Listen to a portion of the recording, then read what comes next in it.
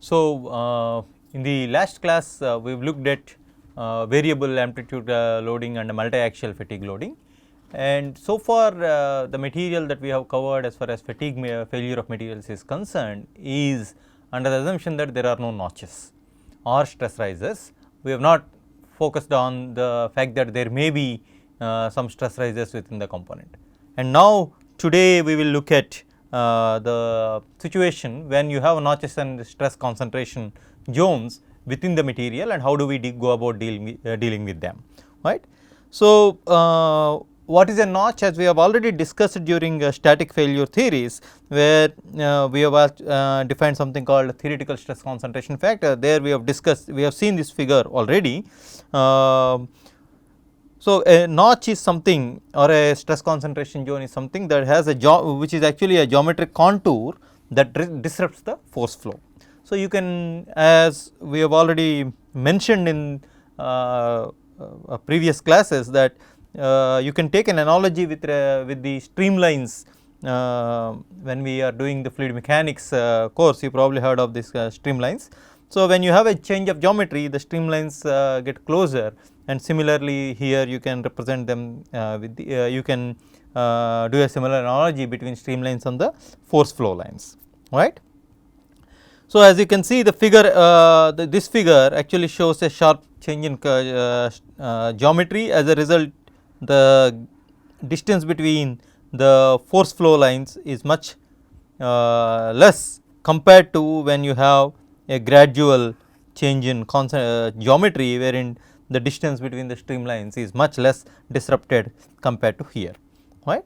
So, which otherwise means that this represents a very high stress concentration zone compared to this situation. So, what are the different kinds of notches that we will come across in machine components? For instance, you may have several holes, a groove, a fillet, an abrupt change in cross section, a keyhole, and so on, or in general any disruption to smooth contours of a part can be considered as a notch or a stress riser. And in machine components, the typical features that can be considered as notches and should be given proper attention to are things like fastener holes, keyholes, on shafts, o-ring grooves, etc. Right. All right. So, we have discussed the definition of theoretical stress concentration factor already, which is defined as the actual stress prevalent at the position where you are interested divided by the nominal stress, that or far field stress. For instance, in this picture, this is the far field load divided by the cross sectional area is your far field stress, that is your nominal stress, and what is the actual stress because of the stress riser that is present here. The stress at this position divided by the far field stress is your stress concentration factor, right. So, that is what is called theoretical stress concentration factor or geometric stress concentration factor, and we have seen for different kinds of geometry of the hole shape and size, we have the formula for finding out the theoretical stress concentration factor. For instance, here you have an elliptic hole whose major axis, semi major axis is A and semi minor axis is C, then the stress concentration factor is given by Kt equal to 1 plus 2 times A by C.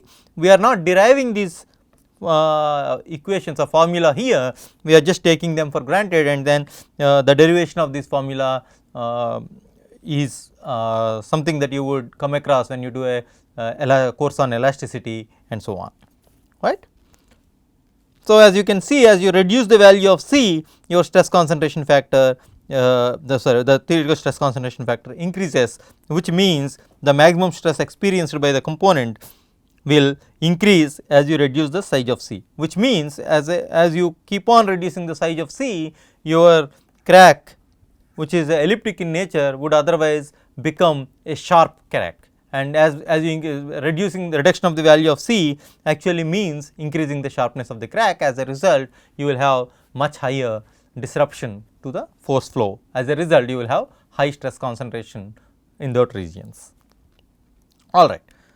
So, these are the different situations where depending upon the shape of the notch and also the type of the loading, you will have different kinds of stress concentration factors that people have actually derived these these empirical formula or have done several experiments and came up with these charts. All that we need to do is now you look at the appropriate chart based on the type of the notch and the type of loading, and then calculate and then identify the stress concentration factor, and then use that to estimate the stresses in a particular region in your machine component.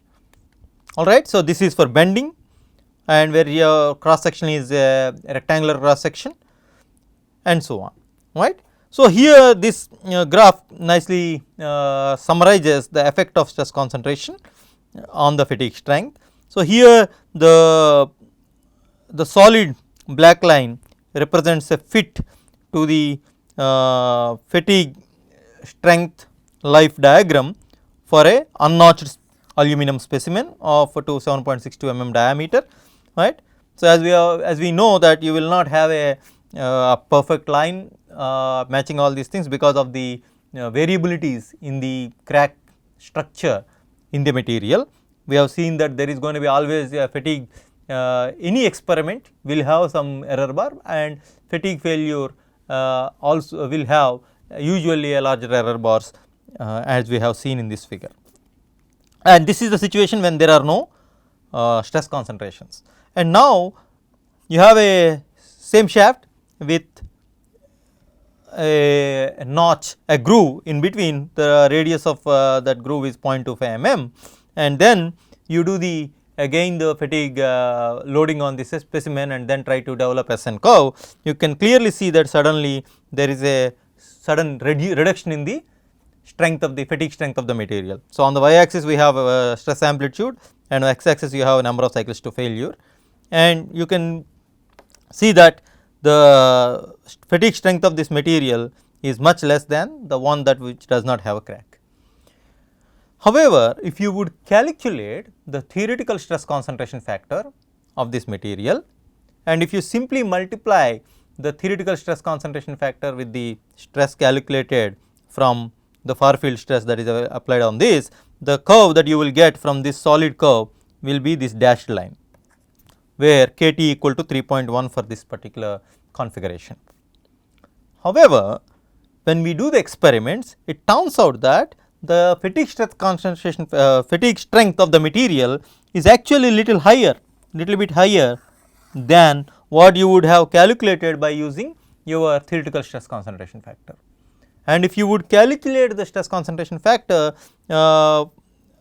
directly from the geometry, you will get 3.1. However, after measuring, if you fit this line, then you would find out that the fatigue stress concentration factor represented by Kf is actually 2.2, which is less than Kt. That is how one would observe, right. So, now why is that the fatigue stress concentration factor is very different from theoretical stress concentration factor, and further question is that why is that fatigue stress concentration factor is actually lower than the theoretical stress concentration factor. Okay.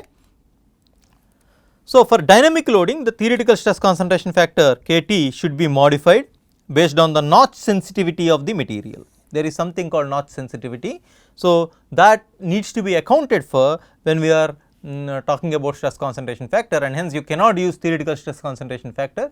You have to use a modified theoretical stress concentration factor for fatigue loading, and that is called fatigue stress concentration factor represented by Kf. So, notch sensitivity is basically the sensitivity of the material to the geometry of the notch, particularly when you have fatigue loading, and this sensitivity is actually material dependent. It is very less for ductile materials and very high for brittle materials. So, brittle materials are more notch sensitive compared to ductile materials, and when you reduce the notch radius of the notch, then the notch sensitivity decreases, because when you reduce the notch radius, you will increase the plastic deformation ahead of the crack tip, and that will lead to making the material get into the ductile regime, because you are introducing plastic deformation, and hence they become less notch sensitive. So, this is the correlation between the notch sensitivity Q, fatigue stress concentration factor, and theoretical stress concentration factor. So, by knowing the notch sensitivity and theoretical stress concentration factor, one can obtain fatigue stress concentration factor. So, the workflow when we are doing the design based on fatigue for components which have stress risers or notches, first thing that we need to do is first determine the theoretical stress concentration factor from the charts that are available or from the empirical formula. And then you establish the notch sensitivity of the material, and then find dynamic stress concentration factor or fatigue stress concentration factor. How? Once you find Kt and then you find Q and plug that in this equation, then you get the Kf, and once you have Kf, you multiply that with the nominal stress to get the actual stress experienced by the component at the position where you are actually calculating the stress concentration factor. So, the notch sensitivity Q can also be defined in terms of the geometry and another parameter called A. Please note that this A is not crack length. We have been using A for crack length when we are talking about fracture mechanics, but here this A is a constant that comes from material property or the ultimate strength of the material. So, your notch sensitivity is a function of the geometry as well as the material property, and this constant A, or in fact square root A, is called Neubauer's constant, and R is the notch radius, and the Neubauer's constant is dependent on ultimate strength of the material. For different materials, the Neubauer's constant is different, right. You have graphs like that or tables where from which you can directly calculate the Neubauer's constant. We can see that in a moment. And then since we know that Q is a function of Neubauer's constant square root A and the notch radius, now for different kinds of, Neubauer's constant A depends on the ultimate strength of the material. So, here this graph here shows notch sensitivity Q as a function of notch radius, and the effect of material property is plugged in here through different curves here. Each curve represents a particular ultimate tensile strength of the material, and you can directly use this graph in order to calculate what is the Q for the given material and knowing the geometry, and then you would anyway be able to calculate theoretical stress concentration factor from the type of loading and also the geometry. Once having these two parameters, then you can calculate your fatigue stress concentration factor Kf, that equal to 1 plus Q times Kt minus 1, right. And if your loading is torsional loading, then what you need to do is, you need to, if the material's ultimate tensile strength is 100 kpsi, you need to add 20 kpsi to that and take that as your material to calculate Q. That is only to be done when you are doing torsional loading. Okay. All right. So, these are the tables that are available for Neubauer's constant for different materials. This is for steel, this is for annealed aluminum, this is for hardened aluminum, and then you can directly look at the table and then find out the Neubauer's constant. And please note that Neubauer's constant is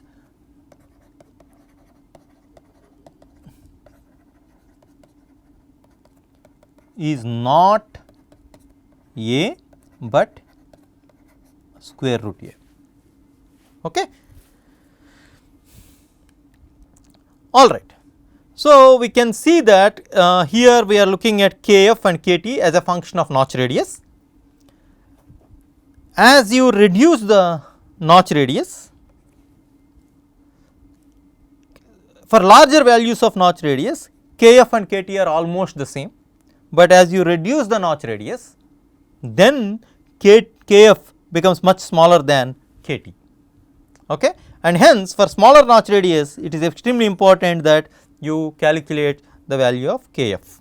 Okay.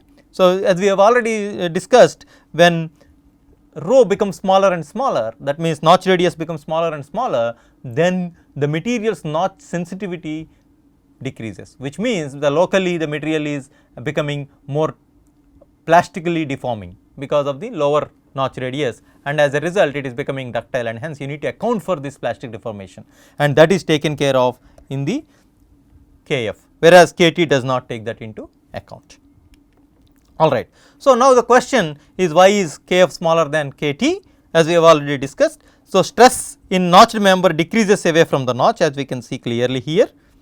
The rate of decrease increases with decrease in notch radius. As you reduce the notch radius, the rate of decrease increases. That means, there will be a steep decrease of stress as you go away from the notch tip. And the material is not sensitive to peak stress, but rather to the average stress acting over a small finite region. So, you should not be material failure under fatigue is not really dependent on the peak stress, but on a average small average volume ahead of the crack tip. So, the finite volume of the material should be considered, which gets involved in the damage process. Okay. So, the size of the active region is characterized by the process zone as shown here. Okay.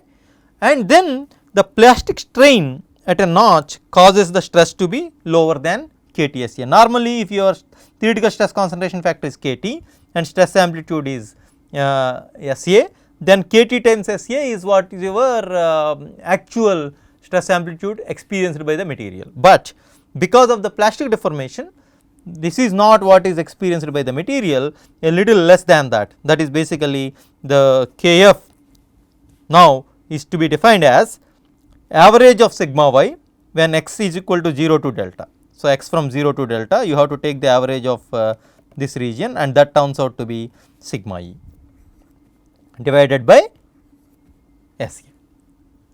That will give you your fatigue stress concentration factor, and obviously that is going to be smaller than Kt, because you are only talking about this height in compared to that height. Okay.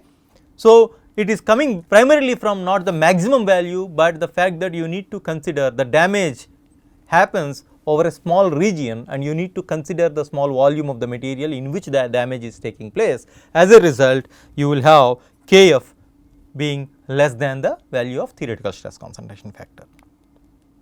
Okay. So, this is an exercise problem that you are required to try solving on your own, wherein you have a rectangular stepped bar as shown in figure, is to be loaded in bending. The kind of loading is given. Determine the fatigue stress concentration factor. In order to calculate fatigue stress concentration factor, Kf equal to 1 plus Q times Kt minus 1, right. So, now first thing that we need to find out is what is Kt. How do we go about finding Kt? You go back, and so it is a rectangular cross section and bending, and capital D and small d are given, R is also given, all are in consistent units. So, let us go back and see one of the graphs. So, here we have got R equal to capital D by small d. Capital D was how much? Let me check.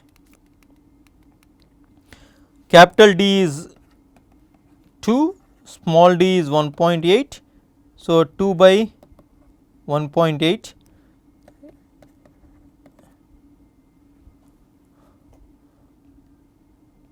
So, that is what, for that corresponding to that you need to calculate. So, that is 1 point something, right.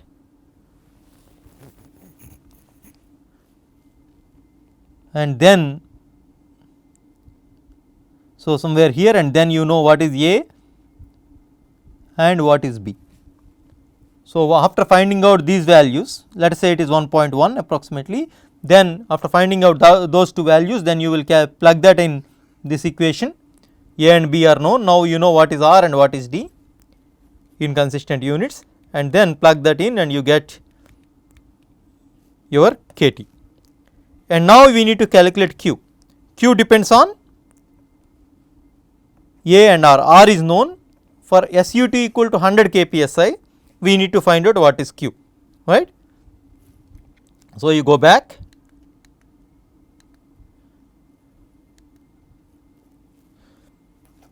So, we know the notch radius is equal to 0.25 inches, no 0.25.